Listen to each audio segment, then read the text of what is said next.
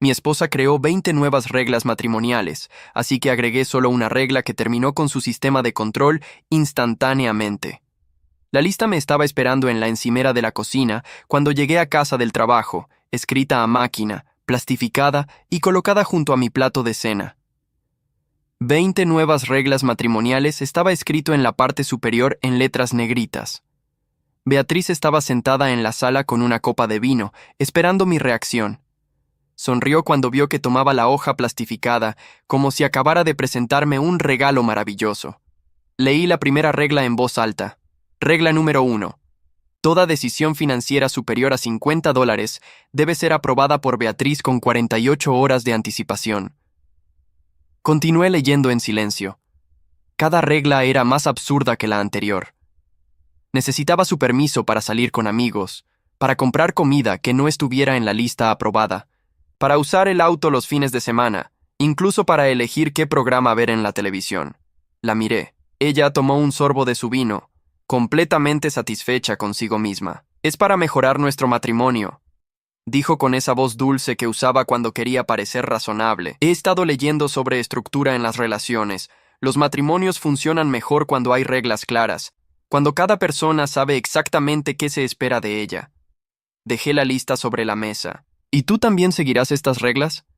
Ella rió como si hubiera dicho algo gracioso. «No seas ridículo, Ricardo. Yo soy quien administra este hogar. Alguien tiene que tener el control, y claramente tú no tienes la capacidad». Sus palabras se clavaron, pero mantuve la calma. «Entiendo», dije simplemente. «Entonces voy a agregar una sola regla al sistema». Su sonrisa tembló ligeramente. «¿Qué quieres decir?» Saqué mi teléfono y le mostré la pantalla. Era una captura de pantalla de nuestra cuenta bancaria conjunta, la que yo había abierto cuando nos casamos hace 5 años, la que estaba exclusivamente a mi nombre porque Beatriz tenía deudas y mal crédito cuando nos conocimos. «Mi regla es simple», dije con voz tranquila. «Si estas 20 reglas matrimoniales se mantienen, entonces todo el dinero que entra a esta casa va a una cuenta nueva que solo yo controlo. Tú recibirás una asignación semanal de $100 para tus gastos personales. Todo lo demás, renta, servicios, comida, será administrado exclusivamente por mí». El color desapareció de su rostro. La copa de vino casi se le cayó de las manos. «No puedes hacer eso», susurró. «Claro que puedo», respondí. «Después de todo, como dijiste, alguien tiene que tener el control. Y resulta que legalmente yo controlo las finanzas de este matrimonio. Así que mi regla es: o eliminamos tu lista ridícula y volvemos a ser socios iguales, o implementamos un sistema donde yo establezco todas las reglas financieras. Tú eliges». Lo que Beatriz no sabía es que había descubierto algo 3 semanas antes. Algo que explicaba perfectamente de dónde había salido esta nueva obsesión con las reglas matrimoniales y el control. Y ese secreto no solo iba a destruir su sistema de poder, iba a derrumbar toda la fantasía que había construido sobre nuestro matrimonio. Conocí a Beatriz en una cafetería del centro hace 6 años. Yo acababa de salir de un divorcio complicado y ella acababa de mudarse a la ciudad después de romper con un novio de toda la vida. Nos conectamos de inmediato. Ella era divertida, espontánea, completamente diferente a mi ex esposa que había sido controladora y manipuladora durante nuestros 8 años juntos. O al menos eso pensé al principio. Los primeros 2 años de nuestro matrimonio fueron buenos. Beatriz trabajaba como asistente administrativa en una empresa de seguros. Yo era gerente de operaciones en una empresa de logística. Compartíamos gastos, tomábamos decisiones juntos, éramos un equipo. Pero hace aproximadamente 1 año algo cambió. Comenzó con pequeñas cosas. Beatriz empezó a cuestionar mis decisiones sobre la casa. ¿Por qué había comprado esa marca de café en lugar de la otra? ¿Por qué había programado una reunión con mis amigos sin consultarle primero? ¿Por qué no le había pedido opinión antes de cambiar el aceite del auto? Al principio lo ignoré. Pensé que tal vez estaba estresada en el trabajo, o que simplemente estaba pasando por un mal momento. Intenté ser paciente, ser comprensivo, pero las quejas se intensificaron. De repente, todo lo que yo hacía estaba mal. La forma en que lavaba los platos, la manera en que doblaba la ropa, incluso cómo organizaba mi escritorio en casa. Nada era suficientemente bueno para ella. Hace 3 meses, las quejas se convirtieron en exigencias. Beatriz comenzó a hacer listas de tareas que yo debía completar cada día, con horarios específicos. Si llegaba 10 minutos tarde del trabajo, recibía un interrogatorio sobre dónde había estado y por qué no había avisado. Si compraba algo sin su aprobación, aunque fuera una revista o un café, me acusaba de ser irresponsable con el dinero. Empezó a revisar mi teléfono, mis correos electrónicos, hasta mis conversaciones con compañeros de trabajo. Y luego vinieron las amenazas veladas. Si realmente me amaras, seguirías mis sugerencias, decía. Un buen esposo debería querer hacer feliz a su esposa. Cuando protestaba, me acusaba de ser egoísta, de no valorarla, de no estar comprometido con nuestro matrimonio. Me hacía sentir como si yo fuera el problema, como si mi resistencia a su control fuera una falla de carácter. Pero hace 3 semanas descubrí la verdad. Estaba buscando un cargador de teléfono en su bolso, con su permiso, cuando encontré un cuaderno pequeño escondido en un bolsillo lateral. La curiosidad me ganó. Lo abrí y encontré páginas y páginas de notas escritas a mano.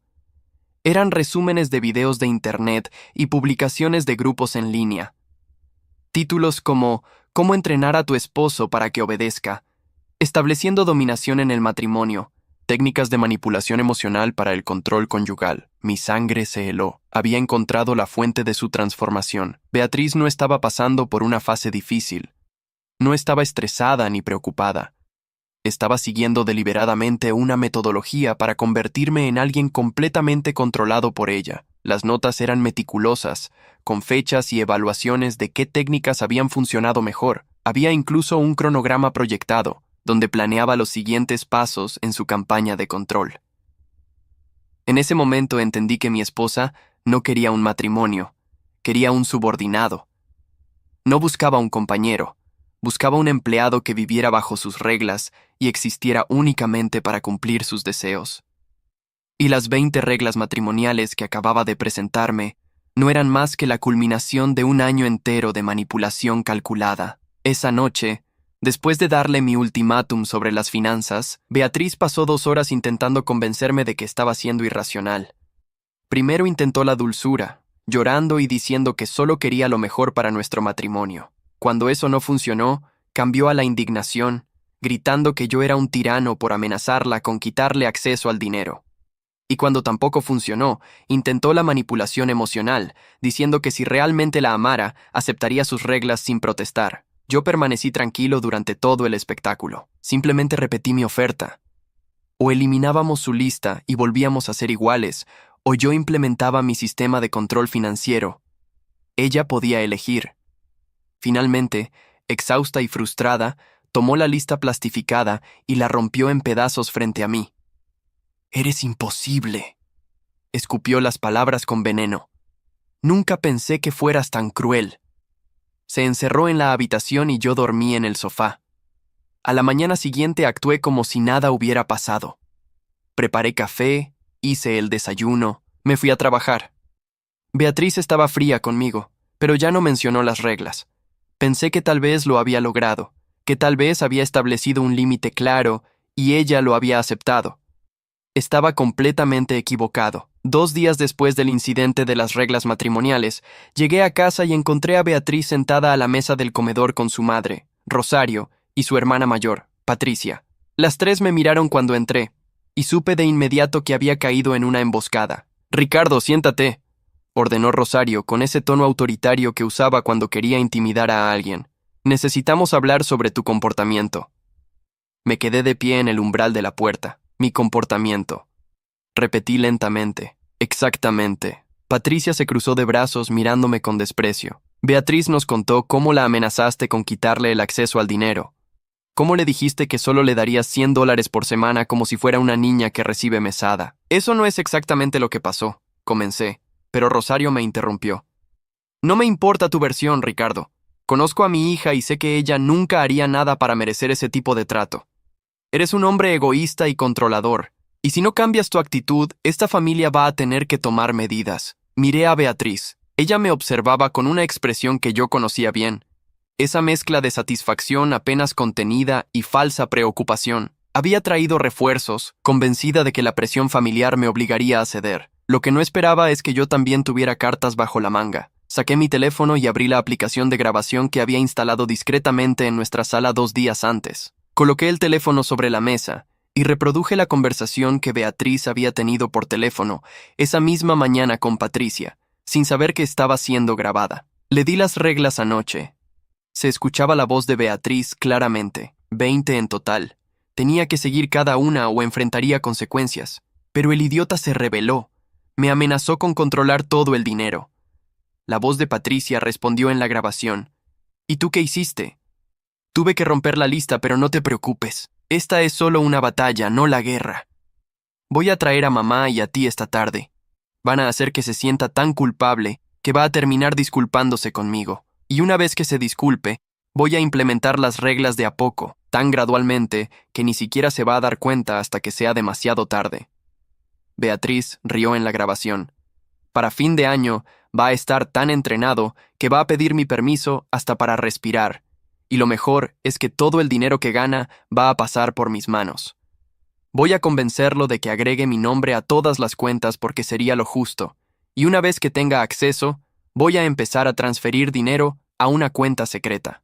Para cuando se dé cuenta, ya voy a tener suficiente guardado para divorciarme de él y quedarme con la mitad de todo lo demás. El silencio en el comedor era absoluto. El rostro de Rosario había pasado del rojo furioso al blanco pálido. Patricia miraba a su hermana con la boca abierta. Y Beatriz, mi querida esposa, parecía haber dejado de respirar por completo. Esa grabación es ilegal. Fue lo primero que dijo Beatriz después de lo que pareció una eternidad. Su voz sonaba estrangulada. «Estás en tu propia casa», respondí con calma. «En este estado, no necesito tu consentimiento para grabar conversaciones en mi propiedad. Y antes de que digas algo más, deberías saber que tengo 3 semanas de grabaciones.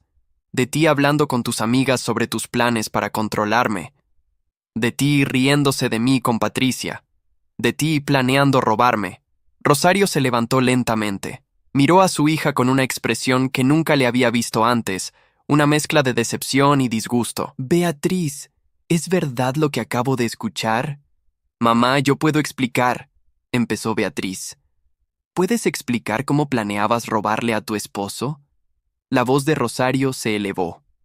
«¿Puedes explicar cómo ibas a manipularnos a Patricia y a mí para que te ayudáramos en tu pequeño juego de control?» Él me estaba amenazando. Beatriz intentó defenderse, las lágrimas comenzando a correr por sus mejillas. Yo solo estaba protegiéndome. «Protegerte estableciendo 20 reglas para controlarlo como si fuera tu mascota», dijo Patricia con incredulidad. «Protegerte planeando robar dinero de las cuentas conjuntas. Dios mío, Beatriz, ¿en qué te has convertido?» Me dirigí a Rosario y Patricia. «Pueden quedarse si quieren. Yo voy a preparar café. Pero creo que su hija y yo necesitamos tener una conversación muy seria sobre el futuro de este matrimonio, y esa conversación va a suceder con o sin audiencia». Rosario tomó su bolso. «No, nosotras nos vamos. Beatriz, vas a arreglar este desastre que creaste.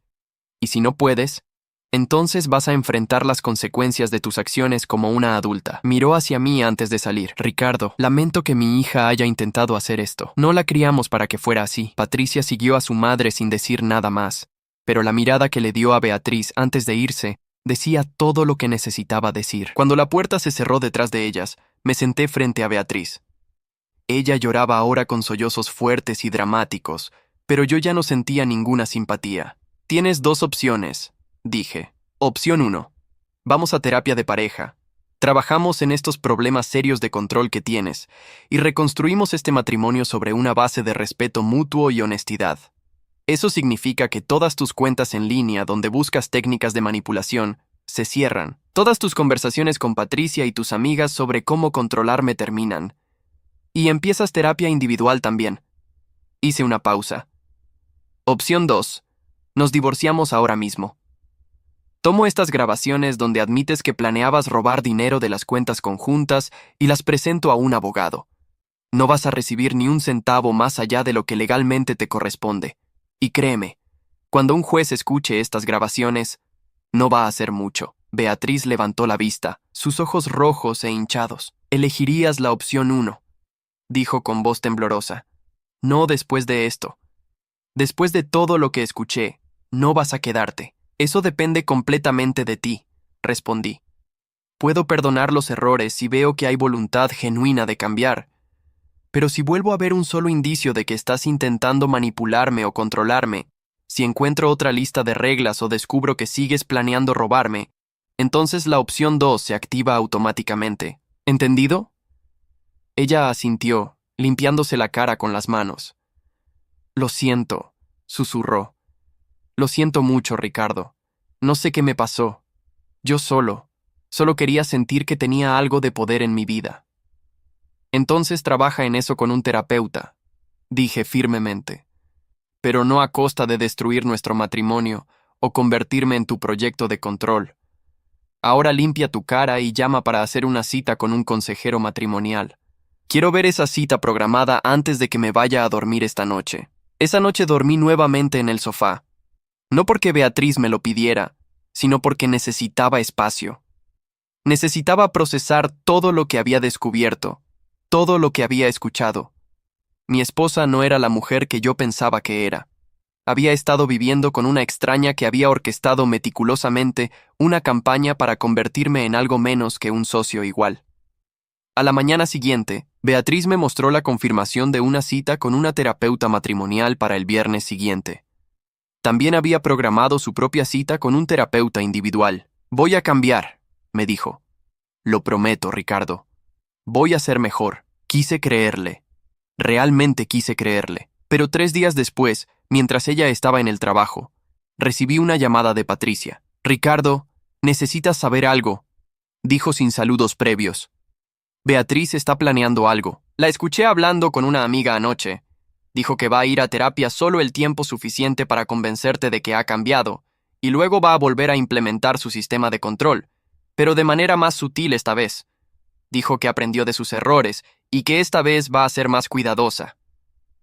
Sentí como si me hubieran golpeado en el estómago. ¿Estás segura? Completamente segura, respondió Patricia. Mira, sé que es mi hermana, pero lo que está haciendo está mal. Pensé que después de que mamá y yo la confrontáramos, ella entendería. Pero no lo hizo. Sigue creyendo que tiene derecho a controlarte, solo porque es tu esposa. Gracias por decirme, dije después de un momento. ¿Qué vas a hacer?, preguntó Patricia. Lo que debí hacer desde el principio, respondí. Voy a terminar este matrimonio antes de que ella tenga la oportunidad de destruirme por completo. Esa tarde contraté a un abogado de divorcios. Le mostré todas las grabaciones, todas las notas que había encontrado en el cuaderno de Beatriz, todos los mensajes de texto donde ella y sus amigas discutían sus planes de manipulación. El abogado, un hombre mayor llamado Héctor con 30 años de experiencia, escuchó todo con expresión seria. Tiene un caso muy sólido, dijo finalmente. Con estas grabaciones donde ella admite planear robar dinero de las cuentas conjuntas, puedo casi garantizar que no recibirá nada más allá de sus pertenencias personales. Y dado que la cuenta bancaria está exclusivamente a su nombre, todo ese dinero es legalmente suyo. No quiero destruirla, dije. Solo quiero salir de este matrimonio con mi dignidad intacta. Entonces es un hombre mejor que la mayoría, respondió Héctor. Voy a preparar los documentos de divorcio. Los tendrá listos en 3 días. Mientras tanto, le sugiero que mueva todo su dinero a una cuenta nueva que ella no pueda acceder. También debería considerar quedarse con un amigo o familiar hasta que esto se resuelva. Seguí su consejo. Esa noche abrí una cuenta nueva y transferí todo el dinero de nuestra cuenta conjunta. Dejé exactamente $500, suficiente para que Beatriz pudiera cubrir sus gastos inmediatos. Luego empaqué una maleta con ropa y artículos esenciales, y me fui a quedar con mi hermano Tomás. Cuando Beatriz llegó a casa y encontró mi nota explicando que me había ido temporalmente, me llamó frenéticamente. ¿Qué estás haciendo?, gritó por teléfono. Teníamos una cita con la terapeuta el viernes. Dijiste que íbamos a trabajar en esto. Eso fue antes de que Patricia me contara sobre tu conversación. Respondí con calma. Antes de que me enterara de que planeabas fingir que cambias solo para poder volver a intentar controlarme más adelante. Hubo un silencio largo. Ella te mintió, dijo finalmente Beatriz, pero su voz carecía de convicción. Hablaré con la terapeuta yo solo el viernes. Continué. Voy a procesar todo esto. Y mientras tanto, tú vas a recibir documentos de divorcio. Puedes firmarlos o podemos ir a juicio, pero de cualquier manera, este matrimonio terminó. No puedes divorciarte de mí, dijo ella, y ahora había pánico real en su voz. Ricardo, por favor. Fue solo un error. Yo no iba a hacer nada de eso realmente. Solo estaba hablando, desahogándome. Adiós, Beatriz, dije y colgué el teléfono. Luego la bloqueé. Bloqueé su número, sus cuentas en redes sociales, su correo electrónico. Corté todos los canales de comunicación, excepto a través de abogados. Los siguientes días fueron una tormenta. Beatriz intentó contactarme a través de amigos mutuales, a través de su familia, hasta fue a la oficina de mi hermano intentando encontrarme. Pero yo me mantuve firme. No respondí, no cedí, no le di ninguna apertura para que intentara manipularme de nuevo. El viernes fui solo a la cita con la terapeuta. Le expliqué toda la situación, le mostré las grabaciones, le conté sobre el año de manipulación gradual. Ella escuchó con atención y luego dijo algo que nunca olvidaré. El control en una relación es abuso, Ricardo. No importa si viene con gritos y violencia o con listas plastificadas y reglas escritas. Cuando una persona intenta sistemáticamente quitarle autonomía a otra, cuando planea robar y manipular, eso es abuso, y usted hizo lo correcto al irse. Esas palabras me liberaron de la culpa que aún cargaba. No estaba exagerando. No estaba siendo demasiado sensible o dramático. Estaba saliendo de una relación abusiva, y eso era no solo aceptable, era necesario. 3 días después, Beatriz recibió los documentos de divorcio. Su abogado me contactó casi de inmediato, intentando negociar. Querían parte del dinero de las cuentas, querían que yo pagara la renta del departamento donde ella se había quedado por 6 meses mientras encontraba otro lugar, querían compensación por angustia emocional. Mi abogado Héctor envió una respuesta simple. Las grabaciones donde Beatriz admitía planear robar dinero serían presentadas al juez si ella intentaba reclamar cualquier cosa más allá de sus pertenencias personales. El abogado de Beatriz se quedó en silencio después de eso. El divorcio se finalizó en 2 meses. Beatriz firmó todos los documentos sin pelear, probablemente porque su propio abogado le explicó que no tenía ninguna posibilidad de ganar. Recibió sus cosas, su auto que estaba a su nombre, y nada más. Yo mantuve la casa, el dinero, todo lo que había construido antes y durante nuestro matrimonio. La última vez que vi a Beatriz fue en el juzgado el día que se finalizó el divorcio. Ella intentó acercarse a mí en el pasillo después de la audiencia. Ricardo, espera. Me llamó. Solo quiero decir una cosa. Me detuve, pero no me giré completamente hacia ella. ¿Qué? Nunca quise lastimarte, dijo suavemente. Solo estaba asustada de ser vulnerable, de no tener control sobre mi propia vida. Y sé que eso no es excusa, pero necesitaba que lo supieras. Está bien, respondí, pero lo que hiciste no fue protegerte a ti misma. Fue intentar destruirme a mí, y esa es una diferencia que necesitas entender si alguna vez quieres tener una relación saludable con alguien. Me alejé sin mirar atrás. Escuché que comenzó a llorar, pero no me detuve. Ya no era mi responsabilidad consolarla o ayudarla a procesar las consecuencias de sus propias acciones. Durante las siguientes semanas, comencé a reconstruir mi vida. Volví a conectar con amigos que había descuidado durante el último año del matrimonio, cuando Beatriz había hecho cada vez más difícil que pasara tiempo con alguien que no fuera ella. Retomé pasatiempos que había abandonado. Empecé a ir al gimnasio regularmente. Lentamente, recordé quién era yo antes de que Beatriz intentara convertirme en su versión de un esposo perfecto y obediente. Patricia me contactó un mes después del divorcio. ¿Cómo estás?, preguntó. Mejor, respondí honestamente. Cada día un poco mejor. Me alegro. Quería que supieras que Beatriz está en terapia. Terapia real esta vez, no solo para aparentar.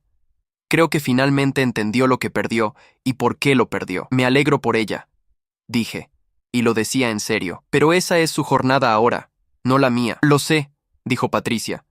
Solo quería que supieras que yo también lamento cómo resultó todo. Debí haberme dado cuenta antes de lo que estaba pasando.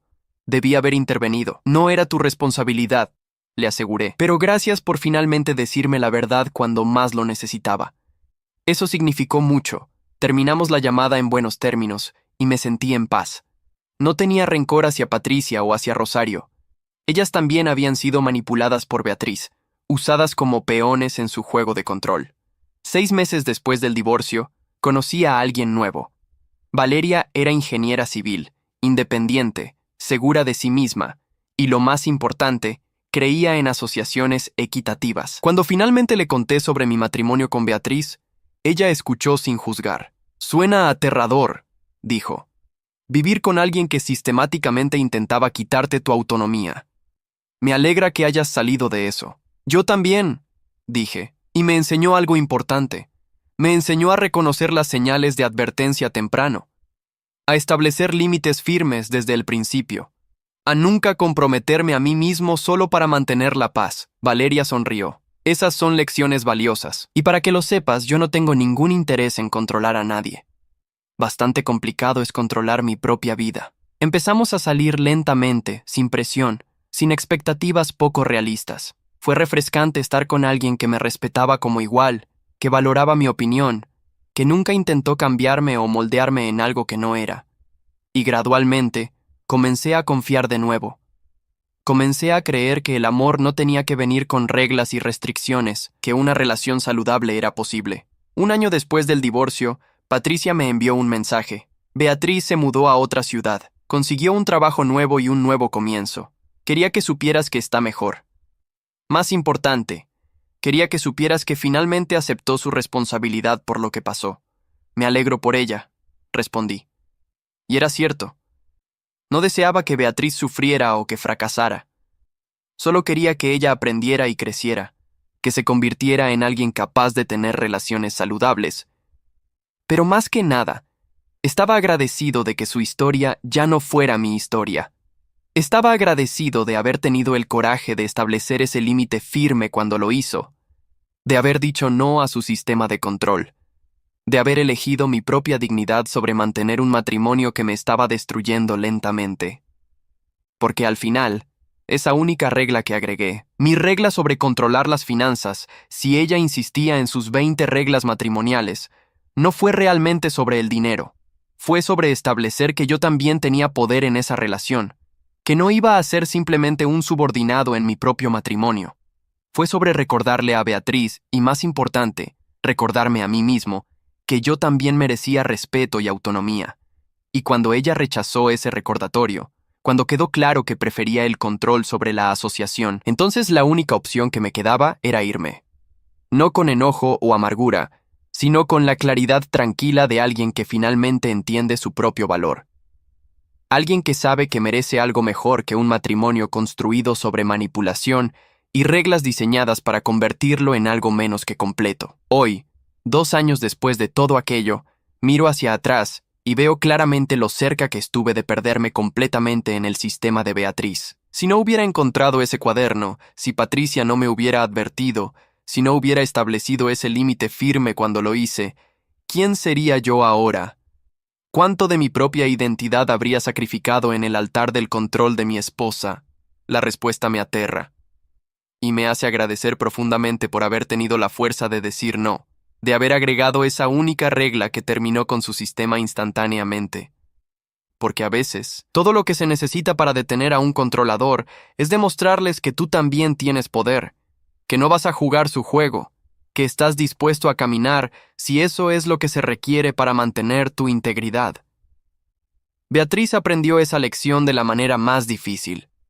Perdió un matrimonio, perdió el respeto de su familia, perdió años de su vida persiguiendo un tipo de control que nunca fue suyo para tomar. Y aunque lamento que las cosas terminaran así, no me arrepiento de mis decisiones. No me arrepiento de haber grabado esas conversaciones, de haberle dado ese ultimátum, de haberme ido cuando quedó claro que ella no iba a cambiar. Porque al final del día, un matrimonio debe ser una asociación de iguales.